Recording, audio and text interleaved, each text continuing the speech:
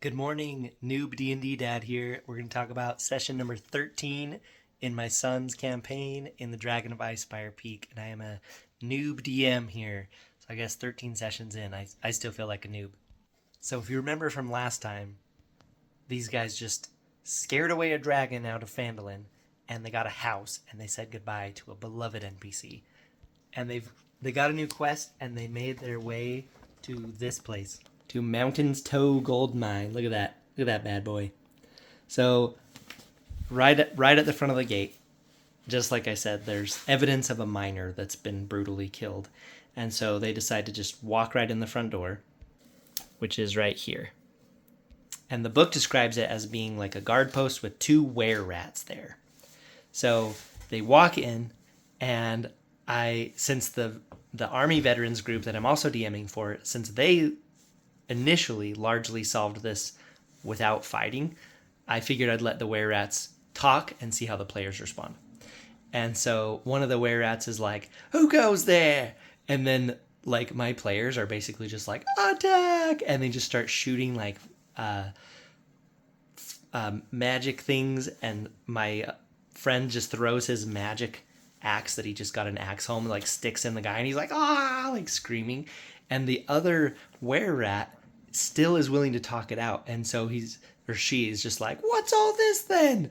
And the players are just like laying it on them, shooting stuff at them, swinging at them.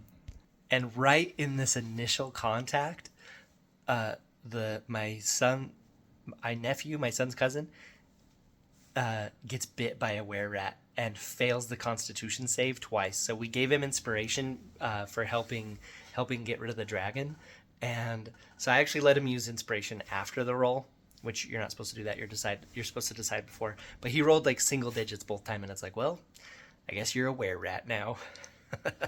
So this is what happens if they become a wererat. They get the speed in rat form, and then tell me what you think of this. So does all of the following have to be in rat form? The wererat's damage immunities, traits, and actions that don't involve equipment, right? So this should all be in rat form. They gain a higher dexterity, but his dex was already high. And then I guess they get to bite people and turn them into wererats as well. So yeah, this is the bite. They've got to do a DC 11 Constitution saving throw. So I figured that would be passable, but he rolled single digits both time, and so on his second session, he got turned into a wererat. So they're fighting these things, and they are just not doing much damage. They're just wearing them down, and the wererats are damaging. Don John Raskin takes a whole bunch of damage, probably like a third of his hit points, and everyone's getting hurt, and my friend keeps doing like poison on this one, so like its fur's starting to melt off, it's starting to get holes in its skin. I'm trying to keep it mild for my son, and plus because my wife's listening. And so finally the one wererat that's almost dead is just like, "I'm telling, enough of this." So she just runs off down the hall to the south and just disappears, and then the party stays behind and fights the remaining one and kills it. But the one that ran away had my friend's magic axe still stuck in its chest. So it runs down the hall, and they're just like, "Let's go get it." And so they just like start barreling down the hall, and it's like, "Oh, you guys." So they start chasing its feet prints down the hall. They skip this door, and they just zoom through here. And then once they get around the corner, they peek in here. So they peek in there, and they see 4 male wererats and a female in human form. And then they see the other wererat that's like melting from all the poison magic standing in front of the leader that they don't know yet, but the leader's like, "Oh, what did they do to my precious baby?" And she's like pouring water on it. It's like, "Ah, they attacked me." And so the party decides to just like launch.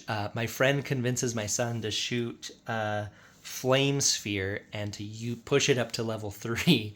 And so he sends this ball of fire into this room, and all these rat people are like close together. And he rolls like 17 damage. So this ball of fire just goes through all these people and does 17 damage to all of them. And it's like, you guys are going to die. You guys are going to get yourselves killed because you're being so rash. So one thing I have to say about before they left that initial guard room is that the one's like, "I'm telling, I'm out of here." But the other one that just kept trying to talk to them, that's like, "What's all this then?" So I had that person get into a mental loop and just keep saying that over and over. So as they're fighting, it just kept being like, what's all this then? Because actually that happens to police officers sometimes. If you watch their videos, sometimes they'll keep yelling the exact same thing at a perpetrator, and it's not doing anything, but they get in like a mental loop to keep yelling the same thing. So I thought I would leave that in to this combat just to add a little bit of psychological flavor. So they're in this big cave, and my son has winged off this magical fire thing, and it's burning everybody up, and then all the other guys are using their magic stuff that is like fire related. So they're just like launching fire bolts, witch bolts, flaming hands. So this little cave, like everything's on fire. There's just like burning fur smell in the air. There's like people are just like, the rats are just like screaming, and they do get to roll initiative. So they start shooting their crossbows and they start trying to bite people, so no one else gets bit, or if they do, they pass the saving throw. And so I guess with a lycanthropy fighter now, I now have to keep track of when the full moon is. And so I say to them, you guys noticed that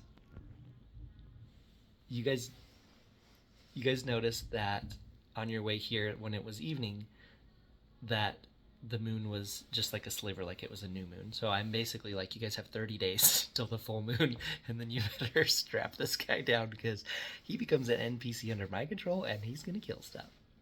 Anyway, so they end up just totally defeating this whole room full of like wererats and all this, and they kill all of them, and I'm just like, oh my gosh, I really thought they were all gonna die and become all of them wererats. And but my son like runs over to do this like final headshot on somebody, and it's like kind of dark, and it's like, dude, like you're a magic user, like what are you doing? So he runs over there to use his silvered crossbow to do a final headshot, and he has like some one-liner that he says, but it totally fails. His roll just fails miserably. And anyway, eventually they kill the person, but in the next little bubble of the cave over, there's 4 giant rats. And so like the smoke clears, and these 4 giant rats with like red glowing eyes are just like running at him like, ah! And they're just like, oh no, more wererats.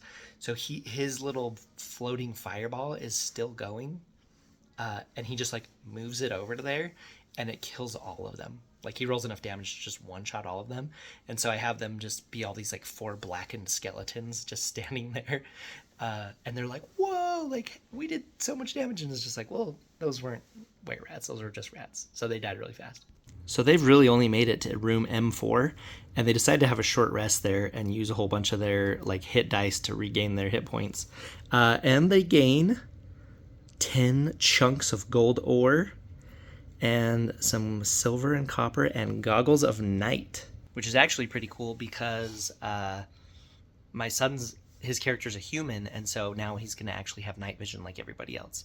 So that was a pretty cool and very, like, I don't know, appropriate, sought-after magic item for him to get at that point. So this was an awesome session number 13. I think the little cousin's a little bummed that he's a wererat now, and I will track how many days until the full moon, and I imagine they're going to find a cure. But if they don't, that wererat's going to go nuts. One thing. So when they totally like burned up a bad guy, the wererat, and it just became a skeleton, I described the skeleton as having a bunch of like fine like fissures in it all throughout, so that the skeleton can actually like transform from like rat form to human form. So I was like really proud of inventing that. So if you just imagine a skeleton, but instead of just being like big bones, like the bones have like lines in them and joints so that they can like all change positions, like where people do. Anyway, I haven't ever learned that anywhere, but I just figured, what would a were skeleton look like if you burned off all the stuff that's on it? So I was pretty proud of that description. Well, the players are currently doing a short rest, and because they're like, let's do a long rest, and I was like, no way are you gonna be able to sit there for 8 hours with nothing else coming after you, and you've only been in these couple rooms. So I'm excited to throw everything else at them that's in the cave. So anyway, thanks for watching. Let me know what you think. I love your comments, and we'll see you on the next one. Bye.